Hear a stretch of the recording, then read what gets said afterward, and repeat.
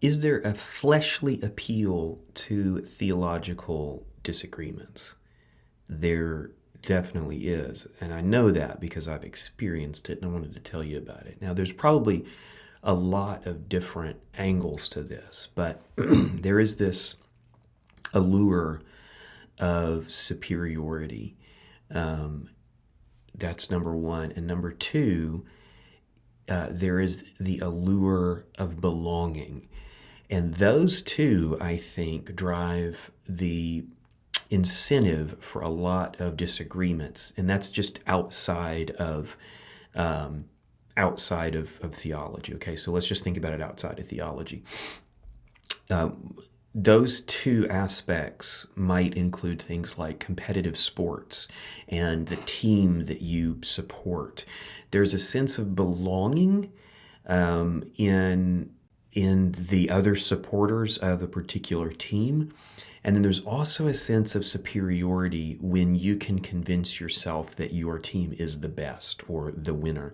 Now, in competitive sports, your team can be proven to be not the winner. But then step into the realm of theology. The thing about theology is that everybody feels like they're right. So it's a competitive sport where everybody gets to feel that sense of superiority and that sense of internal belonging.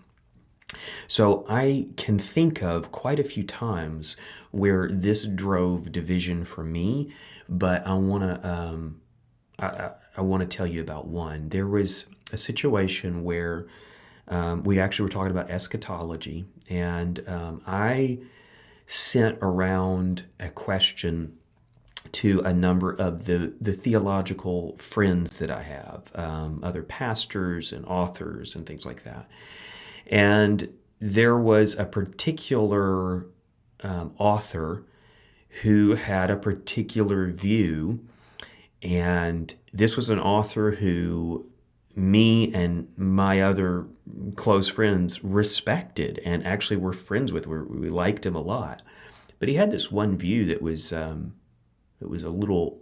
it didn't sit well with me, and I used that to go to my another pastor who I really wanted affirmation from. I really wanted to kind of belong to his circle. I wanted to be kind of in the clique or kind of in the approved center of his world. And I used that aspect that other author, who we both respected, that other author thought of, to kind of I took that to him and said, did you know that so-and-so believes blah, blah, blah, blah? And it was a non-essential issue. It wasn't something that mattered all that much. But what it did is it gave us this sort of what I would call like a chagrin conversation, like, oh, I can't believe that he thinks that. Like, we're so much smarter than him. We didn't say that, but that's the sense it gets. Like, we are so much smarter than him. And we're in this circle together over here, and he's out there. And I'm just telling you from my personal experience, I'm not blaming anybody else. I'm analyzing my own experience. In my own experience, looking back at that, that was a fleshly motivation because I felt superior to him, which was a fleshly motivation. And I felt this sense of belonging in this circle of this pastor who I admired and wanted to be affirmed by him. I wanted his approval. I wanted his approval really bad.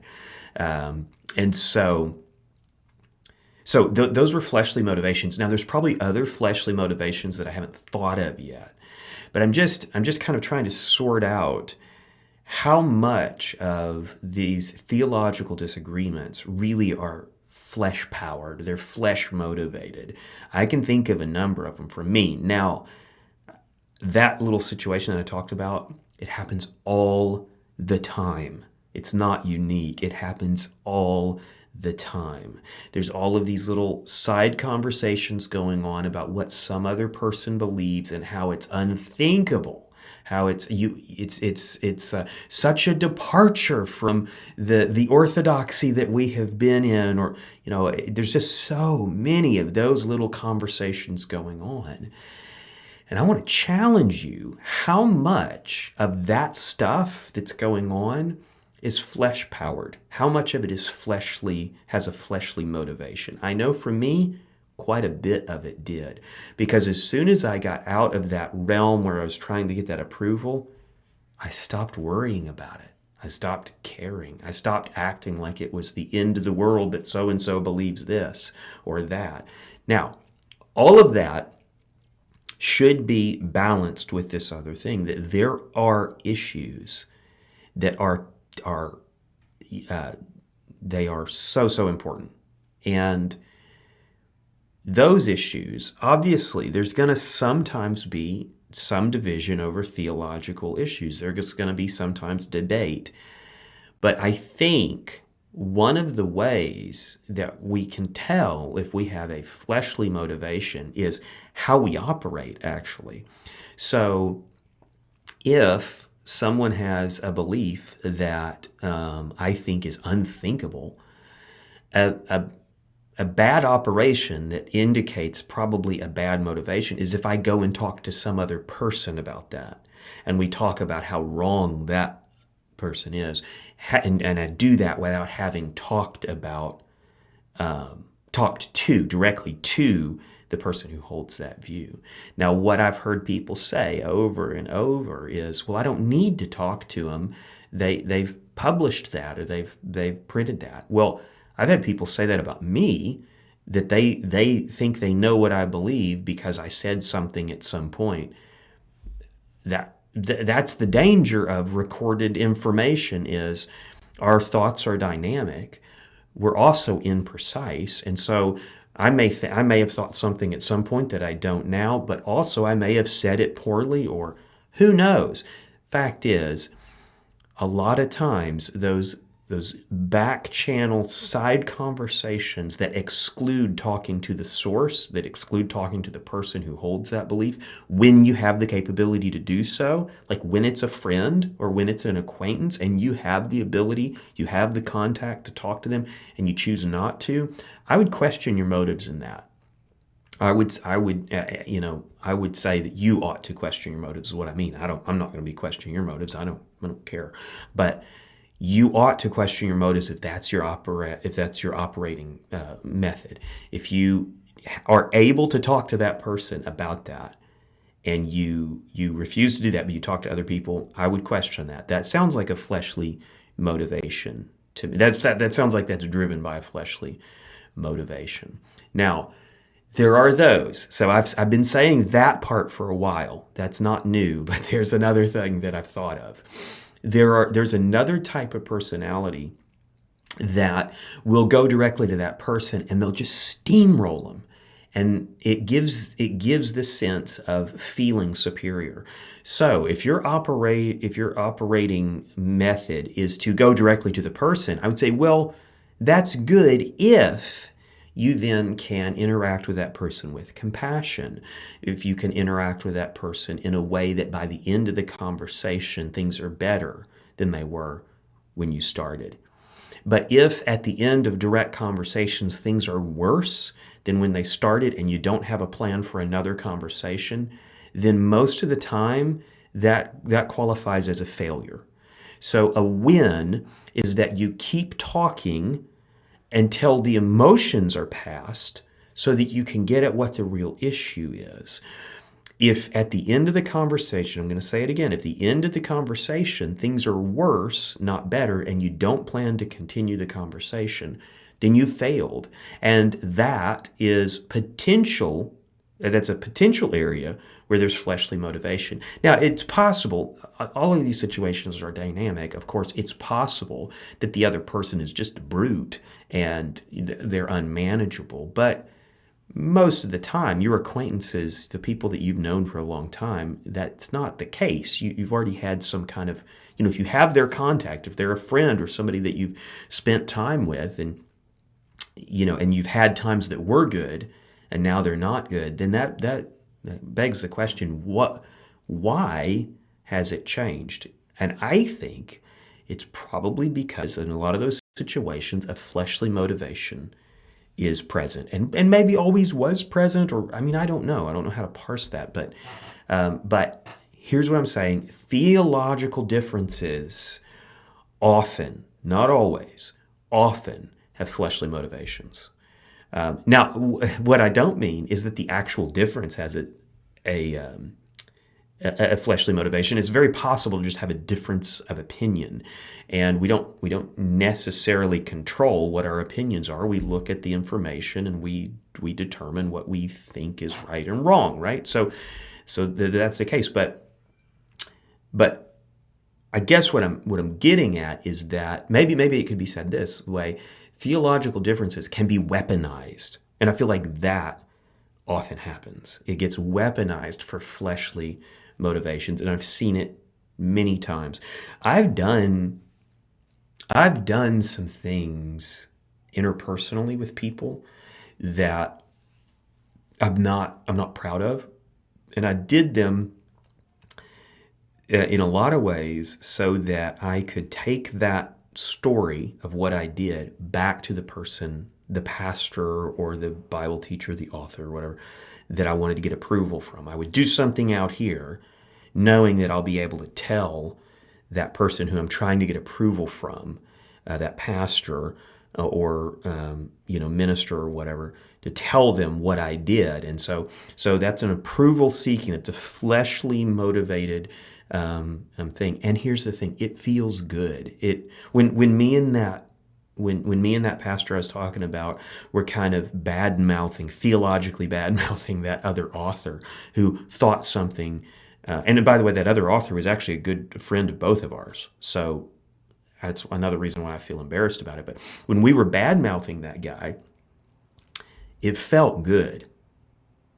It was fleshly feel good, but it felt good. I was happy to know that I was in the circle of in getting the approval of that particular pastor, and that we were superior in this. And so it feels good. I understand why it happens, and it's happened to me. It's happened to me quite a bit, actually. I really got wrapped up in it for quite some time.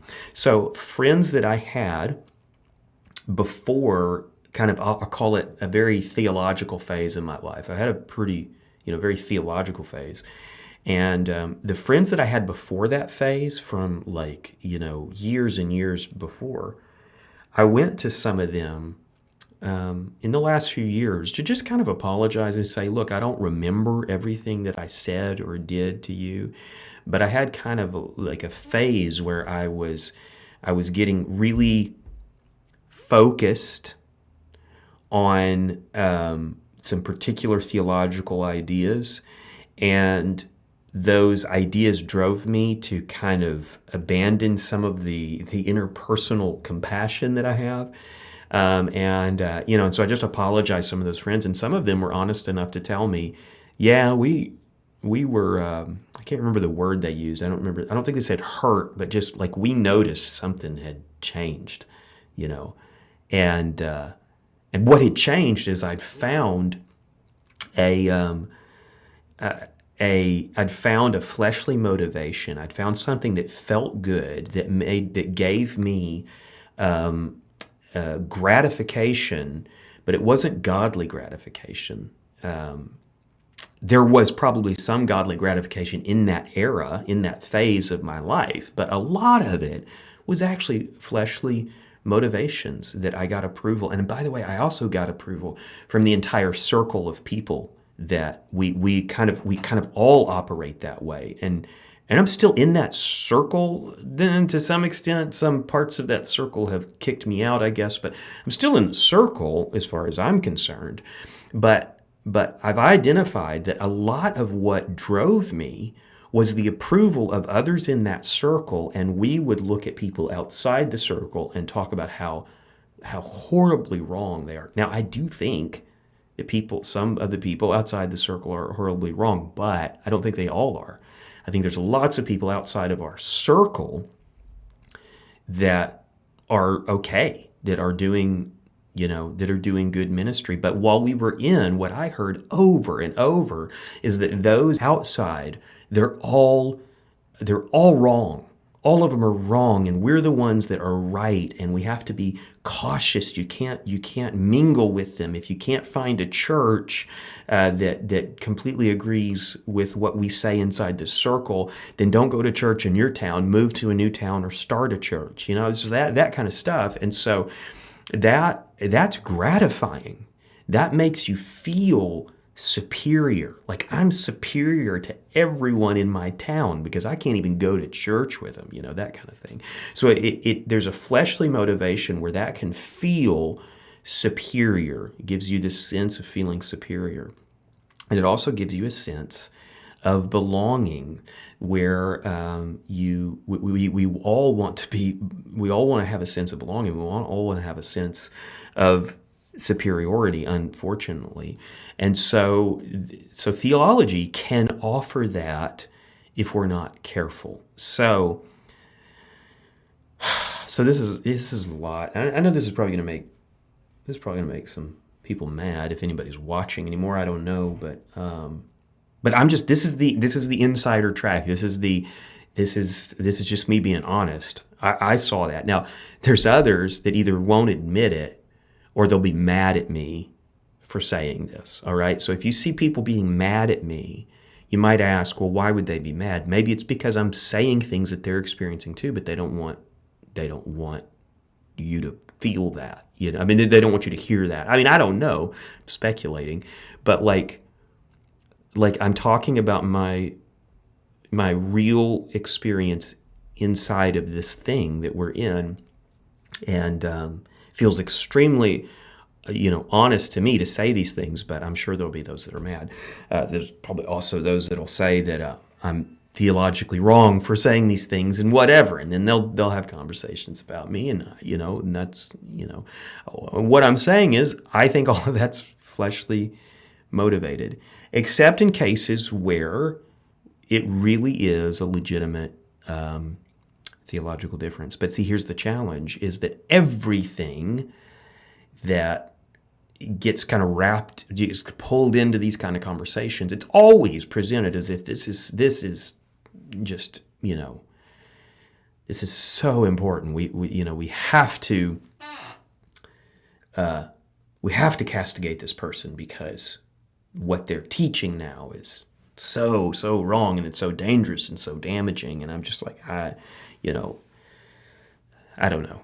What I know is that I was getting ungodly gratification from being involved in that. Now, I don't deny that the theology that we were often talking about was valuable.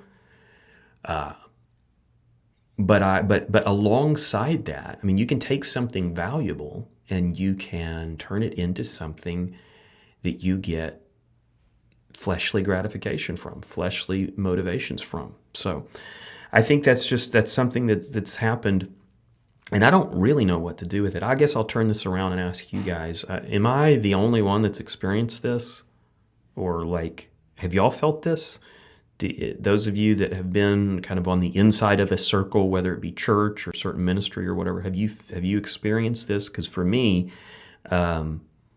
it became troubling at some point. So I'd like to hear from you guys. Am I the only one that's struggling with this issue where I want belonging, I want approval, I want to feel superior? Maybe I'm the only one. That's a possibility. I hadn't thought about that. What if I could be the only one? And if I am, you know what? Then we'll just work on me. Let's just put all of our energies in on me and we'll work on me. But I just think probably not. I'm probably not the only one. So anyway, thanks for watching. It was a little bit rambling, but I think there was something there to think about. So hopefully that's valuable to someone. Thanks.